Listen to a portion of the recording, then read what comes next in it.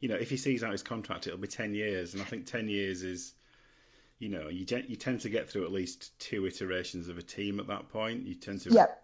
build one and break it down and then rebuild it. So we'll see. Maybe come 2020 they'll be back to how they need to be. Yep. So yeah, more Sorry, Super League news. Yeah, Warrington Wolves centre Bryson Goodwin will leave the club at the end of the season to rejoin the South Sydney Rabbitohs, which is where he came from. Goodwin, 33, departs Warrington after 2 seasons, having scored 23 tries and 43 goals in 49 appearances. I think he's been reasonable for them, hasn't he? Obviously he came in. Yeah, I mean they're actually better stats than I realised. Yeah, he's kind of obviously landing at Warrington was a bit of a port in the storm, wasn't it? When the Lee thing didn't go right, but yeah, I don't think he's been a bad signing, and obviously if you can get a deal back at South Sydney, I think I can understand why he wants to go back. Yeah, I think he's been quite an under the radar type player. Often, he's not got the plaudits in the same way that some of the other players have got, but clearly his strike rate's pretty good.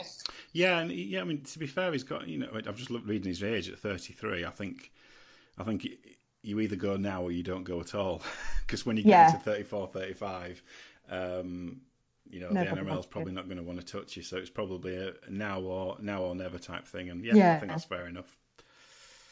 I like this story. It made me laugh. Hull KR centre Thomas Minns will be out for 3 months after having surgery on a foot injury. The 24-year-old druggie rejoined Rovers on a deal until the end of the Super League season as he prepared to make his return from a 16-month doping ban. Minns, who would have been eligible to play from the 14th of July, picked up the injury during training with them. Yeah, that was definitely not in the press release. That little outburst. Well, Well, 16 months doping ban. He deserves another 3 months on top. Well, he's going to get that whether he wants it or not. But exactly. But yeah, so I guess actually 3 months. That'll probably take him to the end of the season, won't it? Practically, yeah. Yeah. You would say so. So it's probably unlikely he's going to make any impact back this year. Playing in the Championship next year. Possibly.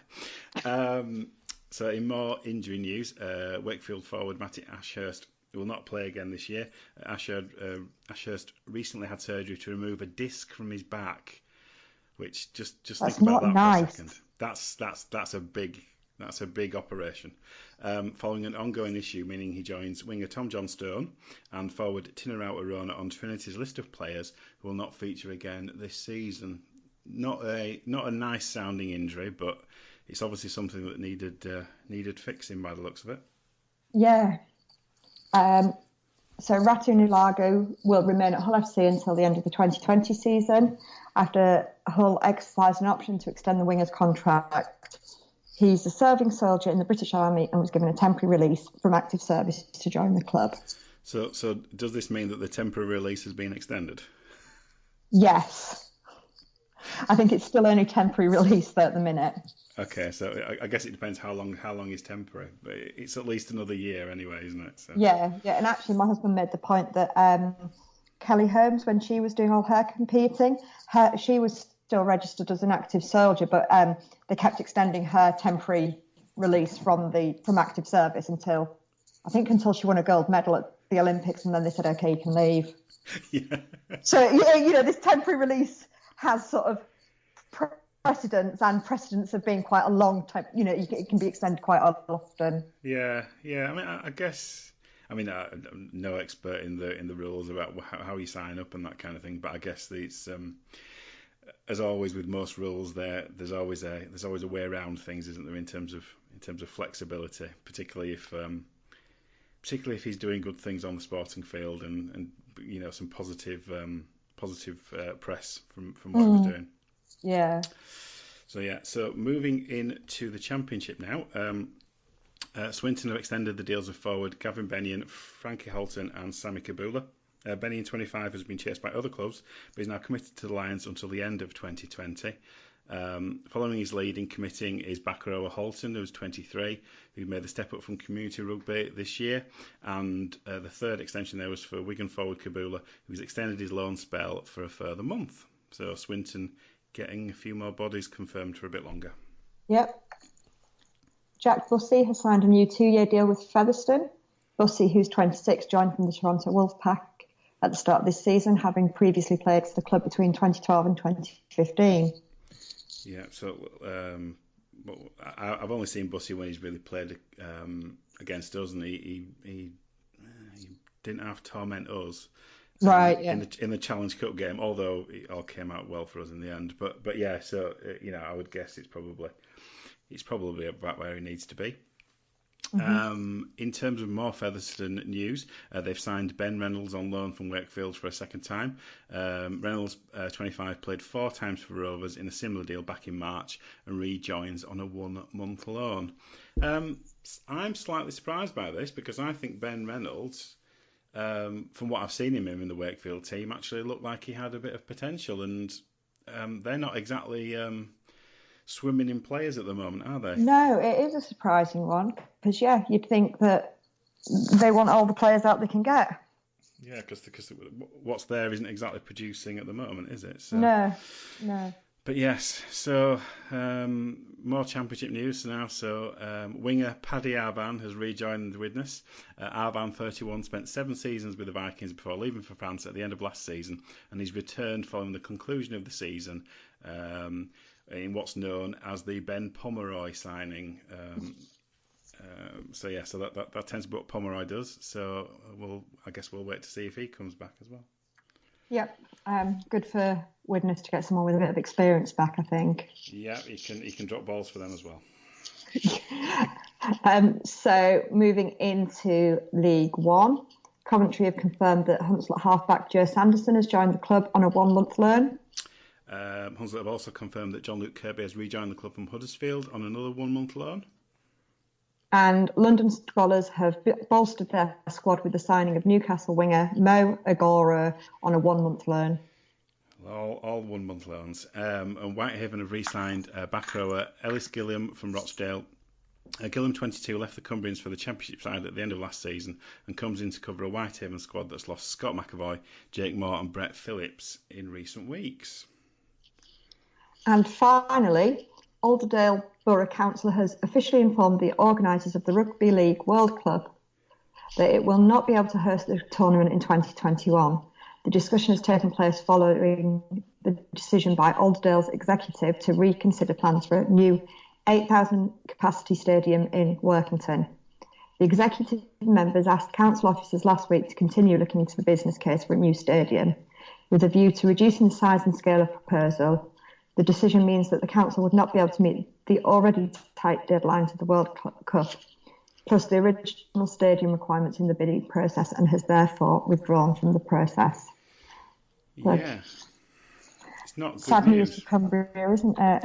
Yeah, I mean, I think rugby league fans generally have got sick to the back teeth of talking about stadium redevelopment plans not happening. Yeah.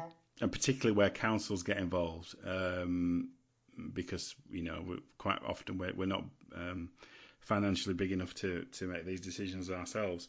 I don't know enough about the background to it, about the reasons why it's been declined. Obviously, they were initially confident in terms of putting together a bid for the World Cup. That isn't as far as I understand, it wasn't a minor process to go through, and it was something they obviously felt that they could do then. It'll be interesting to see where those games now go. Should we indulge in some wild speculation about where those games might go? Go for it. I'm going to put a bid in. Let's say, why not York's new community stadium when that finally gets done? Because that should be done by then. Why not? Sounds as good as anywhere. Handy for us. Yeah. Yeah, let's go with that. Let's stick those games in. Let's stick those games in York. There you go. I'm very happy to go with that. Yeah, done deal. Motion carried. Sounds good to me. Obviously, unanimous verdict. Yeah, exactly. Yeah. there's no democracy here. We're a dictatorship. The one thing, obviously, we haven't had in this, we haven't had any fan views, and I don't know whether that's just an error on our part or whether Tom's just fallen into a coma. But yeah, there is a Google Maybe form. Page has confiscated the internet codes. Maybe it's run out on that side. Oh no, he said that. No, he lives in the posh bit. But He does anyway, live in the posh bit. That'll teach him. but yes, if you do want to get your news in or your views on the news, there is the Google form that we can tweet the link out to, and we promise to get them in if you tell us about it. But yeah, and I think it's time now to move on to the Super League match reviews.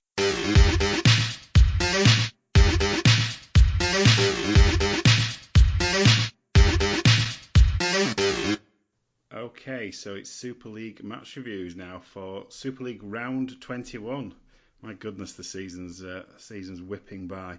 Average attendance this weekend 7,077. Nearly all the sevens, which ranks 17th out of the 20 regular rounds. So I think last week was a particularly good week. This week not so good because those teams that were at home are now away, and there you go. So 7,000. I don't suppose that's too bad when you consider some of the teams that were at home, particularly this first game on Thursday night, Sarah. Yep. So it finished Salford 18, Huddersfield 36. At halftime, it was 8 points to 10 in Huddersfield's favour. There were 2,368 people there, and it was refereed by Robert Hicks. As for the stats, you could hardly split the teams on the number.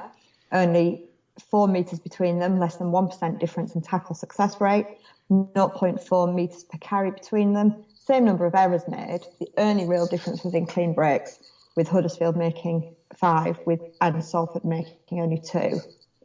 Individually, Cruz Leeming scored 1 try, 2 try assists and made 41 tackles. Jerry McGilvray with 143 metres, Michael Lawrence with 12 marker tackles and 142 metres, and Paul Clough with 137 metres. For the losing Salford team, Gil Dudson with 46 tackles and 130 metres, Jackson Hastings with 1 try assist, 5 tackle busts and 168 metres, Chris Wellen with 1 try, 128 metres, and Greg Bird with 43 tackles. Yep, so a few people got in touch with this one, starting with that upstart Mark Hill, who says, soft goal line D by Huddersfield and lots of ball for Salford. Thought it was going to be a one-sided game for the opening half hour. You weren't the only one. Turned out that way, but not for the side I was expecting early on. Big win for the Giants with their bench being key. Both Darnell tries were highlights. He should have kicked from the start. Yes, he probably should. But yeah, he'd been going okay up to then in terms of kicking at Gaskell. But yeah, it wasn't a night for the kickers, was it? No, it wasn't. POV 1976 got in touch and said, a good win for Huddersfield. The Giants looked like they wanted it more. Yeah, Tom Andrews said, so he's with us. If I've said it once, I've said it 1,000 times. I bloody hell hate Salford. Neil McEwen said, what a shit game. Got to be an all-time low attendance in Super League. It's quite low, but maybe not that low.